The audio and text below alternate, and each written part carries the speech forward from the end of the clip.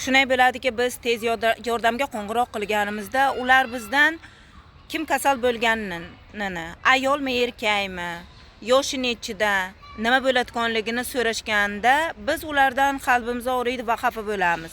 Biz ularga qo'ng'iroq qilyapmiz, shu holda tezda yetib kelsa bo'ladi-ku degan gaplarni gapiramiz. Lekin uzr.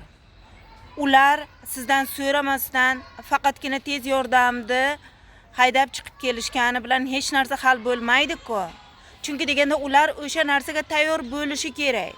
Sizni yaqiningizda balkim kasalligi yurakdandir. Ular yurakka kerak bo'ladigan hamma narsalarni tayyorlab olib chiqish kerak. Hozir sizlar aytasizlarki, tez yordamda hamma narsa bor-ku. Balkim tez yordam xuddi shunday bo'ladiki, ularni mashinlarida masalan, yurak kasalda boshqa inson borar, oddiy kasalda boshqa inson borar. Shuning uchun biz ulardan xafa bo'lmaylik. Ular kelishganiga minnatdorchilik bildiraylik.